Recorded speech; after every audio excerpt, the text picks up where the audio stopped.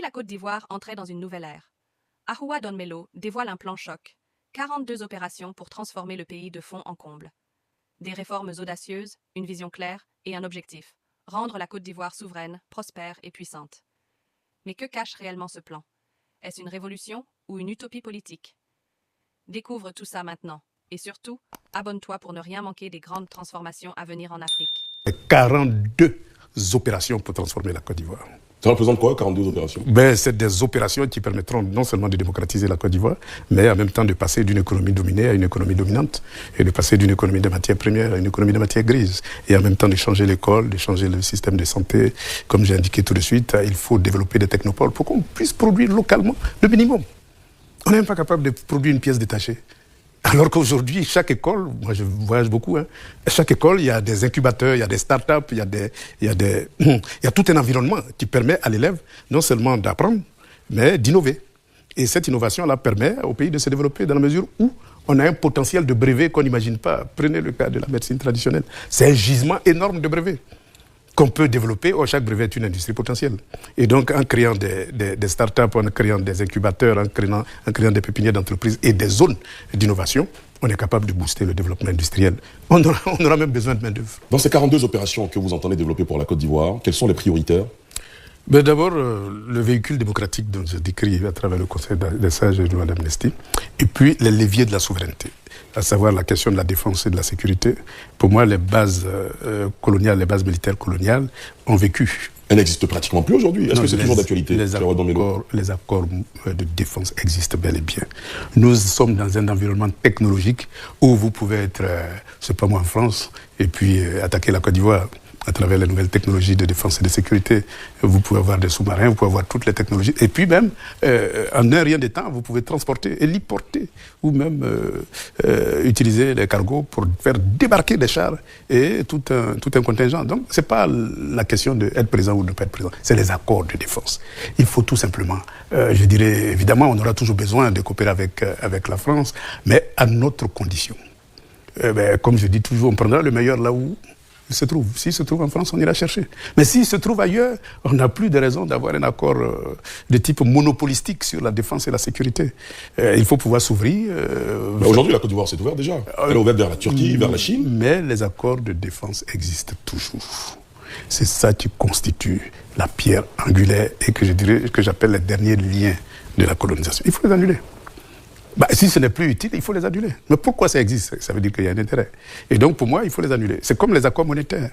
Les accords monétaires, aujourd'hui, si vous voulez commercer avec la Chine ou la Russie, vous êtes obligé de passer par la France, avoir le visa de la France, parce que vos dollars et vos euros se trouvent en France, selon les accords monétaires. Et donc, vous ne pouvez pas outrepasser, je vais dire, ce chemin-là. Et quand un pays comme la Russie fait l'objet des sanctions, SWIFT est impraticable. Et donc, vous ne pouvez pas commercer avec... Or, il y a des choses à prendre en Russie, il y a des choses à prendre au Brésil, il y a des choses à prendre en Chine, il y a des choses à prendre un peu partout dans un monde multipolaire. Nous voulons le meilleur pour la Côte d'Ivoire. Et non un monopole de l'ancienne puissance coloniale. C'est pour ça les accords monétaires, les accords de défense, il faut... Comment vous pouvez concevoir qu'après 60 ans, plus de 60 ans d'indépendance, on n'est même pas capable de fabriquer un pistolet pour nos policiers? C'est incroyable quand même. Mais tout simplement parce que c'est un monopole, un marché réservé à l'ancienne puissance coloniale. Et donc, il faut développer une industrie militaire pour avoir la capacité d'échapper aux embargos, à toutes les sanctions qui ont frappé la Côte d'Ivoire. C'est ce que je disais tout à l'heure, il y a quand même un début. Parce que moi, selon certaines sources, il y a des équipements qui sont pris en Chine, par exemple, en Turquie, et vers bien d'autres partenaires. L'industrie militaire est une nécessité. Parce que nous sommes dans un monde où la sanction devient une arme politique. Et donc, lorsque vous développez, je vais dire, une politique sécuritaire qui n'arrange pas l'ancienne puissance coloniale, vous êtes frappé d'embargo. Et donc, même les munitions, vous ne pouvez plus les avoir. Est-ce qu'il n'y a pas de contradiction? Parce qu'aujourd'hui, l'ancienne puissance coloniale était le premier partenaire commercial de la Côte d'Ivoire. Aujourd'hui, ça n'est plus. Donc, est-ce qu'entre-temps, beaucoup de choses n'ont pas changé? Est-ce qu'il n'y a pas un début de volonté, justement, de se défaire de cette tutelle historique? Mais c'est ça, moi, je vais accélérer. À quoi servent ces accords? Moi, je vais accélérer le processus pour qu'on soit libéré. Je vais accélérer le processus pour que tous les contrats de concession asymétriques soient tout simplement révisés au profit de l'intérêt de la Côte d'Ivoire. Parce que vous voyez, si on veut industrialiser la Côte d'Ivoire, prenez le secteur de l'électricité. Vous savez combien coûte le kilowattheure d'électricité en Côte d'Ivoire comparé au kilowattheure d'électricité en Chine, qui est notre concurrent immédiat en matière d'industrie.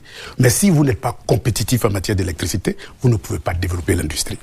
Or, le coût de l'électricité est très élevé en Côte d'Ivoire, tout simplement parce que tout le circuit est privatisé. Et donc, ceux qui détiennent ces concessions-là cherchent beaucoup plus de profit qu'un service à l'industrie. C'est comme les télécommunications, c'est comme le carburant. Aujourd'hui, le coût du carburant, regardez un peu. Le litre de super, combien ça fait? Mais allez-y un peu en Chine, en Inde et en Russie, ce n'est rien du tout. Comme je dis toujours, le litre, vous êtes à la station, vous faites le plein, c'est 250 francs le litre. Ici, on a 800 et quelques. Donc, vous voyez qu'en développant des rapports, nous sommes capables d'avoir une capacité, je vais dire, de baisser la cherté de la vie. Et en même temps, une capacité d'avoir un service pour l'industrie. Parce que si vous produisez des usines et que ce que vous produisez, ce n'est pas compétitif au niveau international, vous allez être écrasé par les géants. Donc, il y a tout un ensemble d'environnements à créer pour que nous puissions passer d'une économie des matières premières à une économie industrielle. Dans les conditions actuelles, ce n'est pas possible. Est-ce que dans vos 42 opérations, il y a un pan important pour les infrastructures? Là, je pose la question à l'ancien directeur général du BNET, oui, qui, chaque fois qu'il a eu l'occasion de prendre la parole publiquement, a dénoncé une sorte d'infrastructure de prestige sous le régime RHDP. Oui. Ça veut dire que vous ne feriez pas de 6e pont, de 7e pont, de 8e pont une fois à la tête de l'État? Ben, on fera toujours des ponts. Mais ce que je veux dire, c'est dans ce cas, pourquoi dénoncer ce que fait non, parce que ça coûte cher. En ce moment? Le gré à gré n'est jamais une bonne pratique. Le gré à gré, on connaît tous ce que ça cache. Et donc, ce n'est jamais une bonne pratique. Il faut rompre avec le gré à gré et puis faire compétir les entreprises. Est-ce que tous les marchés attribués sont de gré à gré? La plupart du temps, c'est du gré à gré. Je suis désolé, mais c'est du gré à gré. Et donc, il faut rompre avec cette pratique-là. Et puis ensuite, en matière d'infrastructure, on a une deuxième révolution à faire. Laquelle? C'est la révolution du chemin de fer. Vous savez, tous les pays industrialisés au monde ont un système de chemin de fer pour transporter la matière première vers l'usine, mais aussi transporter les produits finis vers la destination désirée. C'est le système le moins cher. Et donc, si nous voulons développer, industrialiser la Côte d'Ivoire, et au-delà de la Côte d'Ivoire, tout le continent africain, il faut mettre l'accent sur le chemin de fer.